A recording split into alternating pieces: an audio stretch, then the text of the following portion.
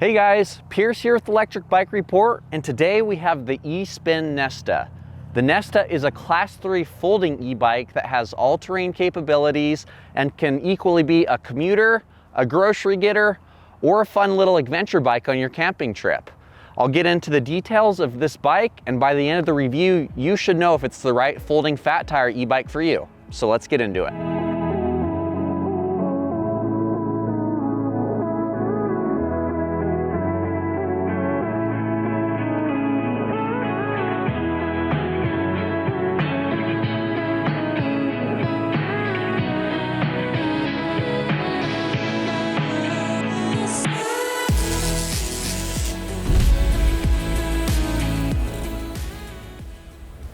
So the Nesta is going to be a good e-bike for someone who really doesn't know what they want. If you're one who's been researching and weighing out the pros and cons of different electric bikes, this thing kind of does it all. You have a suspension fork and fat tires for that all-terrain riding.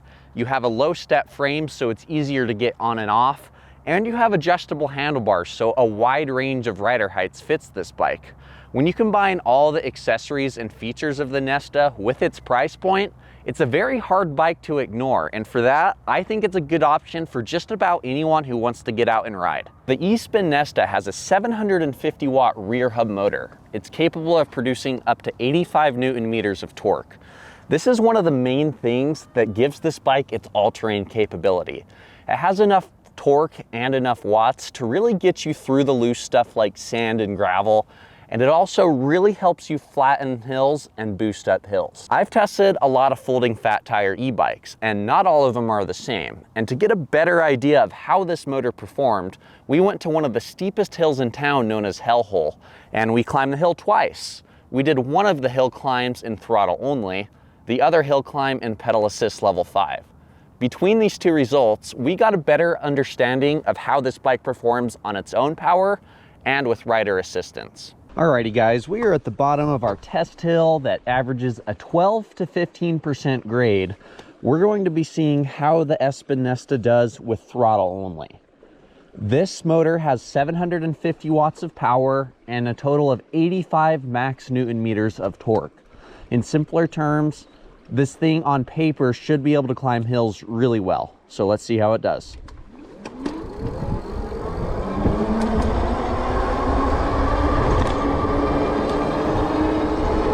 Some really fast acceleration right there. Got up to about 20 miles per hour out of the get-go. And it's been engaging smoothly this whole time. Very impressed with the speed that I'm holding up this right now. Wow. So I was wondering, because there's not a lot of rotational mass with these 20-inch wheels, and they're 4 inches wide, if that was gonna kind of hinder this hill climbing ability. But so far, so good. I'm going 13 miles per hour.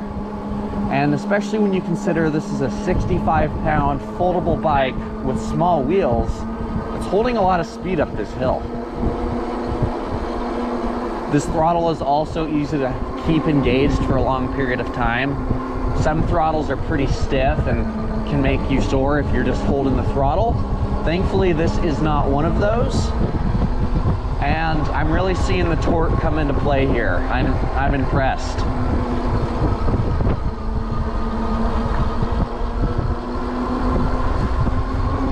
So now we're going 17.5 miles per hour, reaching the top of our test hill.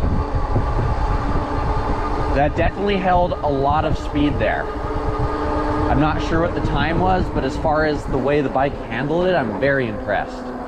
So I really noticed a lot of acceleration on that, there's a bat right there. Hello, dude. Little bat getting water. You're cute.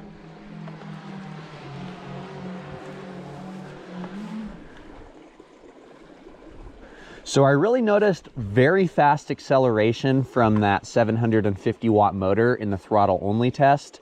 I am curious to see if when I'm pedaling it will go as fast right out of the gate.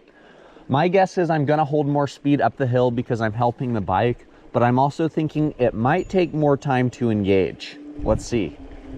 Hi guys.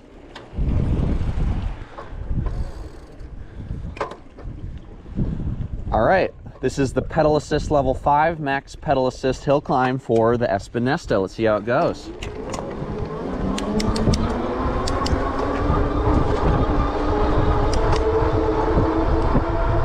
Okay, we got over 20 miles per hour right there. This is a class 3 bike, so that's good to see. And holding some serious speed up this hill. Right now I'm in the hardest gear and I'm really just moving my legs, not having to put down very much power. I'm also not really feeling the need to shift. Going 16 miles per hour here, so about 3 miles per hour faster than I was on throttle only through this part. The acceleration actually was pretty good. I'm pretty impressed.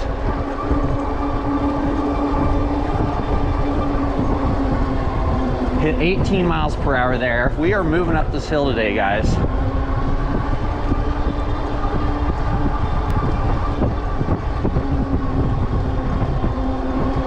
Got some people coming up on the hill here. Hopefully I can pass them safely. Pass on your left.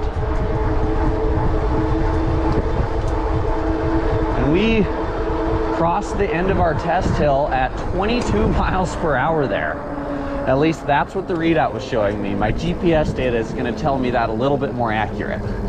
So when I was climbing the test hill in throttle only, I got up to the top of our hill in 1 minute and 8 seconds with an average speed of 16 miles per hour. I boosted up to the top class 2 speed on throttle only on the straightaway before the hill. I had a lot of acceleration and this bike did a really good job holding its momentum into the steeper parts of the hill. I was very impressed by how well this motor seemed to manage the hill without any rider assistance at all. It wasn't making any weird whirring noises, it wasn't vibrating at all. It was prowling forward at a surprisingly fast rate. When I climbed our test hill using pedal assist level 5 pedaling the whole time, I got to the top in 1 minute and 2 seconds with an average speed of 17.5. Now, that's a pretty impressive result, especially when you consider a couple things. One, the Nesta doesn't have the biggest wheels in the world. There's not a lot of rotational mass keeping you going forward. All of that momentum is thanks to that motor that we were talking about. I could feel all 85 Newton meters of torque really boosted me up that hill and taking advantage of the flatter parts of the hill, so by the time I got to the steeper ones, I had a lot of speed. 1 minute and 2 seconds is the fastest time we've seen for a bike of this style, and it's honestly up there with just about every single bike we've tested. It's rare to see bikes get under a minute, and I'm willing to bet if I were to put in a full effort, I could probably take the record from our other reviewer, Sam, on the test hill. So one of the things that I focus on during the hill test is the drivetrain. I want to know how many times I'll have to downshift to maintain that comfortable pedal cadence where I'm not working terribly hard. On this 8-speed S-Ride drivetrain here, I actually didn't have to downshift once. This motor really allowed me to keep comfortable in the hardest gear. Those of you who live in a hillier area, places like San Francisco, will very much value having all 8 of these gears. I probably have a little bit stronger legs than your average rider just because I do a lot of mountain biking, but what I learned is, honestly, you can climb a hill in just about any gear on this bike because of the power that motor produces. Having that 8-gear drivetrain is also really nice because I have a gear for climbing steep hills and also a gear for maintaining speeds on straightaways. Between the 5 pedal assist levels and the 8 gears, you should always find your happy median of rider effort and human effort. So here at Electric Bike Report, one of the things we like to figure out is the true real-world range of the bikes we test. We do 2 separate range tests, one in the lowest pedal assist level and one in the highest pedal assist level. This gives us a very good idea of what you can expect from the bike. The Espin Nesta comes with a 48-volt, 10.5 amp hour battery. And when I was looking over the specs, I was expecting around 20 miles on the maximum assist level. I actually ended up getting 29.56 miles with an average speed of 19.2 miles per hour. That result was very impressive in average speed and also how long this battery was able to hold onto a charge. Typically, you can multiply the amp hourage by 2 and get a ballpark idea of how long the motor and battery are going to last. This bike actually exceeded that rule, and we got almost another 10 miles than I was predicting. When we did the minimum pedal assist test, we reached 69.81 miles with an average speed of 9.6 miles per hour. After 7.5 hours on the saddle, this bike finally died. And the main conclusion that I came to is you shouldn't have any issues with battery life on the Espin Nesta if you stay on top of charging it.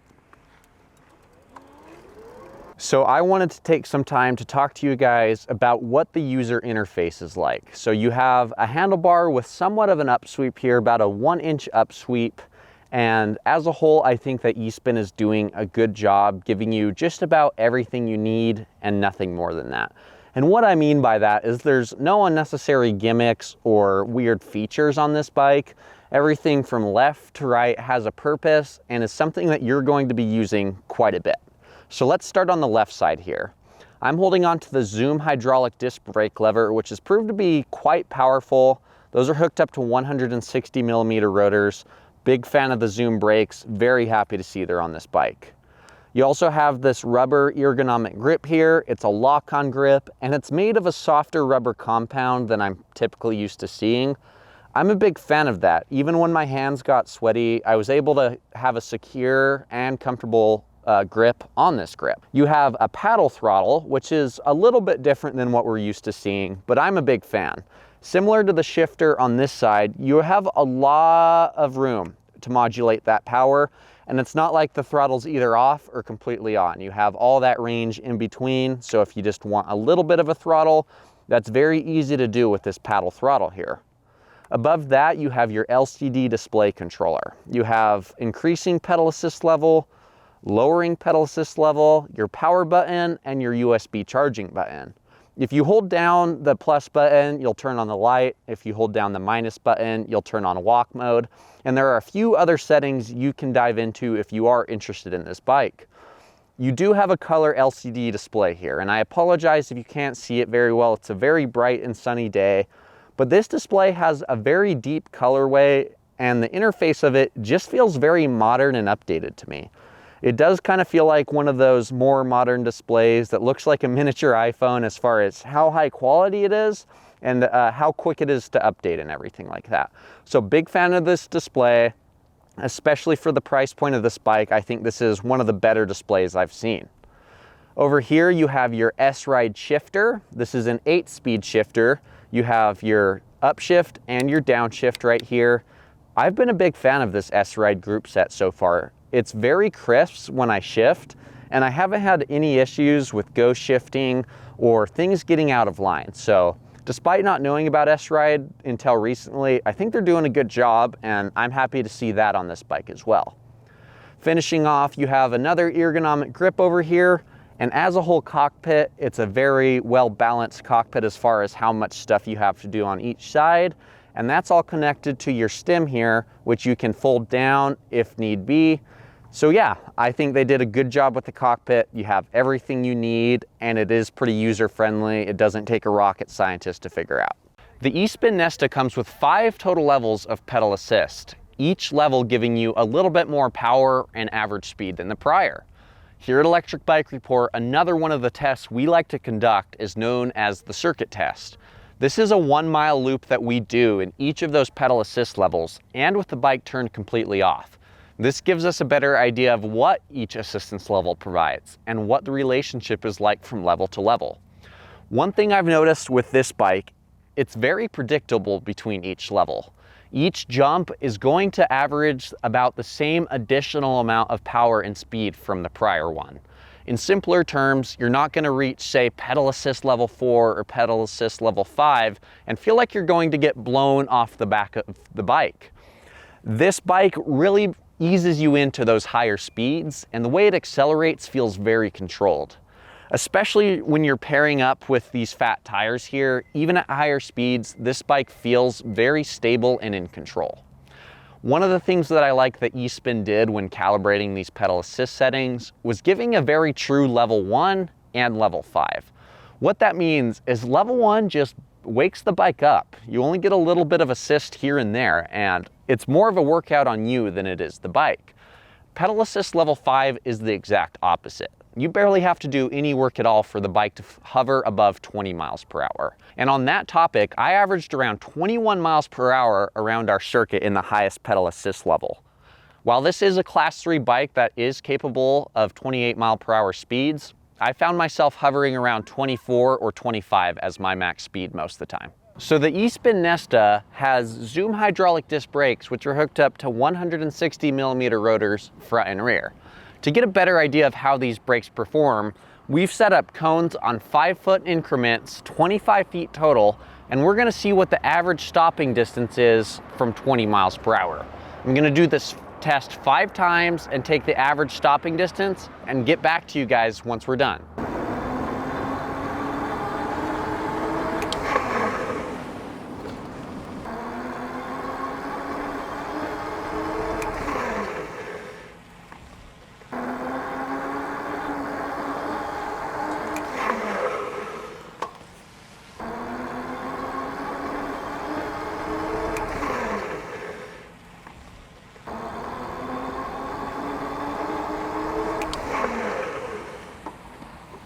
Alrighty guys, so I just finished up the brake test. That was 5 tests, all from around 20 miles per hour, pulling both the brakes at the same time. These Zoom hydraulic disc brakes did a really good job slowing down the Espin Nesta. It only took 13 feet, 8 inches on average for me to stop. Overall, my results were very compact with just one outlier around 15 feet. And these brakes are just confidence inspiring. As I was bombing down our test hill earlier today, I reached speeds of around 35 miles per hour. That hill is really no joke. Despite that speed, I felt very comfortable and in control because of the way I was able to slow down all that speed with these brakes. Those of you who may be concerned about stopping power or stopping distances, I wouldn't worry at all on this bike. I think the brakes on this bike are quality and they should stand the test of time as well. I'm a big fan of the Zoom brakes. I think they're a good addition to this bike. Alrighty guys, it's been a blast testing out the Espin Nesta today. I'm really impressed with its overall performance and ultimately just how stable and well put together this bike feels, especially when you take the price point into account. As I mentioned in our intro, I really feel like this is the bike that can check a lot of boxes for everyone. Whether you're a commuter, someone looking for a bike that you can put in the back of your camper, or both, this is going to be able to do all of those things very well. It has a good battery range, the motor has a lot of power, and it's a very easy bike to learn and get the hang of.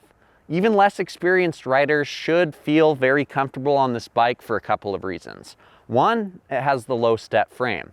That low step frame is going to allow shorter riders to get on the bike easier, and when you dismount the bike, there isn't going to be a bar to hang you up there either. Another thing that really helps is the adjustable handlebars right here.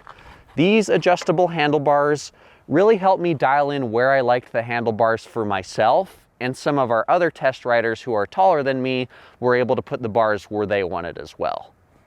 The Nesta is also a very comfortable bike. Components like these grips here, they're a softer rubber compound and they're very easy to hold on to for long periods of time. The shape of these grips is also nice. They kind of jut out and come to an ovular point here. I was just able to rest my hands without feeling any fatigue, again, for long periods of time.